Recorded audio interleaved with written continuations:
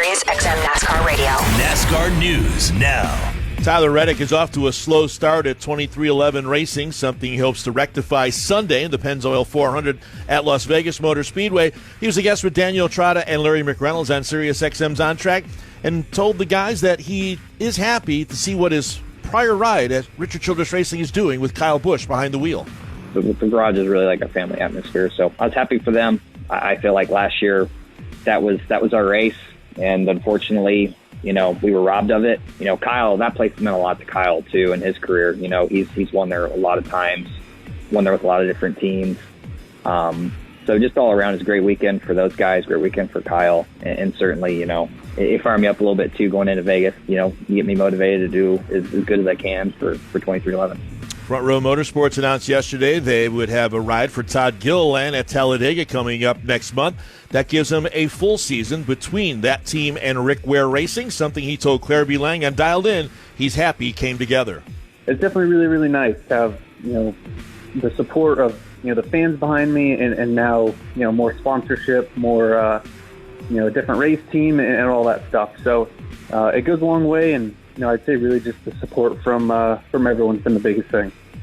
PGA Tour pros Carl and Dennis Paulson get you set for the Arnold Palmer Invitational, presented by MasterCard with Inside the Ropes this morning at 10 Eastern. That is on PGA Tour Radio, Sirius XM 92, and on the SXM app, included with all of our trials and popular plans. That's the Morning Drive News for Friday, March 3rd, 2023. I'm Pete Pistone. We've got a big weekend. TMD. Got to make sure you got your ducks in a row. Weekend preview. Can't ask for much more than that. Yes, my friends. It's time for the NASCAR world to migrate to Las Vegas, Nevada for the second of 13 double-header, make that triple-header weekends as we race into the Pennzoil 400 race weekend. They will see the white flag this time by. It's Brendan Gaughan. Jack Sprague is giving chase. David Starr in third. Is there enough time for Sprague in one? It's still about 4 truck lengths. Sprague diving hard into the corner. It increases it to about 3 truck lengths between the race leader, Brendan Gaughan. Jack Sprague, he's within 2 truck lengths on the back straightaway. Jack Sprague pedaling hard down the back straightaway, trying to catch Brendan Gaughan. Who's behind it does not matter. Gaughan into turn number 3. He's going to let his truck go up the banking. Sprague's going to follow in his tire tracks. Sprague gets even wider. Here comes David Starr for second. Sprague pushed too hard. He slides up the banking. David Starr takes second position away. But your winner tonight is Brendan Gaughan. The 5th win of the year. Brendan Gaughan wins in his own backyard at the Las Vegas Motor Speedway. Brendan Gaughan, it's Las Vegas, and you're in victory lane. Las Vegas, Nevada. Thank you for coming out. Thank you, Las Vegas! Woo! Have you ever had a truck as dominant as that one tonight? Tell you what, the Orleans Racing Team, they build great Dodge trucks. This is the one that won Michigan in that win. Man, I love these guys. Wish we would have won American Racing Wheels last weekend, but hell of a Dodge, clinched manufacturer's title. I can't believe the crowd that came here tonight. I mean, that's just the greatest thing in the world to come to my hometown. Thank you all. This is just the greatest ever. The Orleans team, this is just the greatest night ever. Get you some of that. Uncle Freddie going to victory lane. That's how it sounded back September 27th, 2003, almost 20 years ago. Jason Toy, Kyle Rickey, Paul Bartholomew, Dan Hubbard, Steve Post with the call. That win was 7,097 days ago. Gas was $1.59 a gallon. Trip down memory lane for the Las Vegas legend himself. Well, the NASCAR Craftsman Truck Series is racing again at Las Vegas Motor Speedway. It'll be race 2 of their season tonight. Kyle Busch will be back in the field for his first of 5. The last time he raced in the Truck Series was Sonoma last year, and by the way, he won that race. The last time he won in a Chevrolet, remember, Kyle Busch Motorsports fielding Chevys this year. Well, the last time Kyle won in a Chevy, it was back in November of 2007, the Flanders Beef Patties Chevy, owned by Billy Ballou. Just a tad over 15 years ago, that was Kyle's career 6th truck win of the 62 that he has now. Tonight's race is stacked. Kyle is back, as we mentioned. Ross Chastain is in the field. Kaz Grala is going to drive tonight, and so will John Hunter Nemechek. Excited for the opportunity with Tricon Garage and being able to run this weekend at Vegas and then Atlanta before Taylor Gray kind of takes over his seat for the rest of the year after he turns 18. So definitely good to be able to fill in, and hopefully we can go get it done this weekend. We've run really well there in years past, and looking forward to trying to go steal another checkered flag. Daniel Dye has moved from the ARCA Menard Series to the Craftsman Truck Series with GMS Racing, and he explained how he prepared for tonight's race at a racetrack he's never competed on. We're going to Vegas Friday. We get 20 minutes of practice.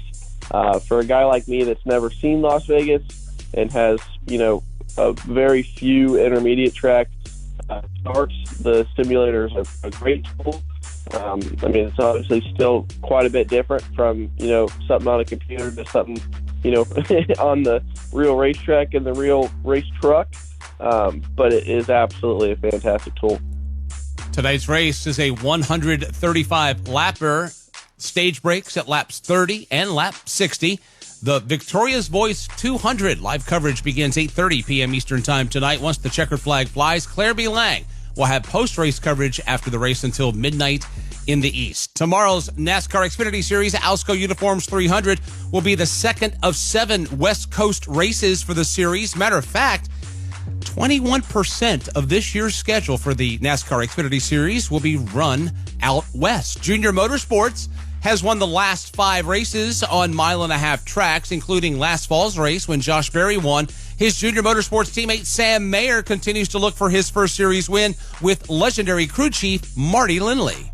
So the last couple times we've gone to Vegas over the last 2 years, the track has been different every single time we go. So kind of going in with an open mindset is a really big deal. And obviously JRM has performed really well there in the past. Noah led a bunch of laps there last year, probably the fastest car there. I had speed, so I'm looking forward to going back. I think, especially with Marty, I think he's going to elevate all 4 of us really well. Riley Herbst, looking for a good run for Stewart-Haas Racing, and the Las Vegas native is looking forward to Saturday afternoon's homecoming. It's so cool to get to come back home and race in front of all my friends and family, not only once but twice a year. And this track hasn't been the best to us, but we're looking to change that this year. And it's just so cool to stay in my own bed, the house where I grew up in, and then get to go to the racetrack in the morning and go drive a stock car 180 miles an hour around a racetrack. So that's really surreal. Getting to come to the racetrack where I went growing up, watching Jimmy Johnson and Jeff Gordon win races is just super cool. The Alsco Uniforms 300, 200 laps, 300 miles. Stage breaks at laps 45 and 90. The Performance Racing Network will have coverage with that tomorrow. Here is the broadcast schedule for the channel tomorrow. Wake up with Jack Arute on the front stretch. That begins at 7 a.m. Eastern Time. You'll have Press Pass with Brad Gilly and Brett McMillan at 11. You'll have the Performance Racing Network with practice and qualifying for the Cup cars at 1:30. Dialed in with Claire B. Lang at 3:30. PRN back on the air with the Alsco Uniforms 300 at 4 Eastern. That will then be followed by Claire B. Lang, who will have post-race reaction until 9 p.m. Eastern tomorrow night. Sunday's Pennzoil 400 will be the 31st time the Cup cars have raced at Las Vegas Motor Speedway. Alex Bowman won this race a year ago. Joey Logano won last fall at Las Vegas. What do you think about Vegas there, Joey? Great track that we go to. Glad we go there twice. And, I hope we can stack another win there. We got 3 wins there. 2 more this year would be great. They're both huge races for the 22 team, if I'm being honest, right? You think of the Pennzoil 400, that's big for us, obviously. But then when you go there in the fall, right, we proved last year that was a huge race to win, giving yourself a great chance to win the championship when you get back to Phoenix. So it's a big track to make sure you run good at. Logano went on to explain a lap around Las Vegas Motor Speedway, including getting through the final set of turns. The wind's blowing into your door, right, and it's blowing you up the racetrack. And then the corner gets really sharp at the exit of 4. And then it's like, uh-oh, and then you're like, got to lift big. And that's where that ends up being Calamity Corner most of the time, right? And we saw that in the fall race last year where, it just gets tight, right? Like all the cars are coming together, the wind's blowing you up the racetrack, and it's like, oh, and then you make contact. So it's a tricky corner down there in 3 and 4. No bumps, but a little trickier. There's some small bumps, like little ripple bumps, but the big bumps are down in 1 and 2. 23XI Racing is off to a rough start here in 2023. Both Bubba Wallace and Tyler Reddick have 2 DNFs to start the season in both races. Tyler Reddick, your thoughts? The speed was there. He really showcased that in the beginning of the race at Fontana. And I think last time he was there at Vegas, he showcased that. So I think confidence is high for everybody based off that. And we're learning from our lessons quickly. And yeah, 2 DNFs really stinks, but I may need to call Austin and just cheer him up a little bit. Because no one is worse in points than me, and I'm feeling pretty good going into Vegas. You gotta keep focused on what's in front of you. What's behind you is in the past. Denny Hamlin looking for a good run on Sunday afternoon. His crew chief, Chris Gabehart, though, says this is not an easy 1.5-mile track in Vegas. Vegas is a rough track, right? It's got a lot of bumps, which is very difficult to get the suspension to go through in a comfortable manner for the driver and still hold the aero platform that you need to have at such a fast track as Vegas. So, and then you got to be able to move around. You got to be able to run the top, the bottom, and the bumps behave differently in those scenarios. So it really is a very complicated track. It's got a lot going on, and I feel good about it. I fast forward to this week's race. Brian Wilson is the crew chief for Harrison Burton at the Wood Brothers. Brian gives us a weekend weather breakdown. Temperature-wise, it's going to, lend itself to where there should be a decent amount of grip, but not, not frigid like it was this past weekend. So I expect it to be a really, really good race. For us, we're building off of our Fontana notes, trying to blend that with some of what we did last fall at Vegas. For us, I feel like if we can go out there and continue the trend of executing and the progress and learn a little bit more about this package, refine it a little bit more, I feel like we can have a really solid race for ourselves. The Las Vegas racing surface is starting to wear out, and according to William Byron's crew chief, Rudy Fugel, that will impact the on-track product on Sunday. The track's starting to weather a little bit, but it puts on it's a restart race for sure. There's multiple grooves in turn 1 and 2, so you see really a lot of pushing getting to turn 1. You see the cars fan out. You see a lot of drafting for a lap or two where you need a somebody to be pushing your lane to make to get position on restarts. So restarts are super crucial there.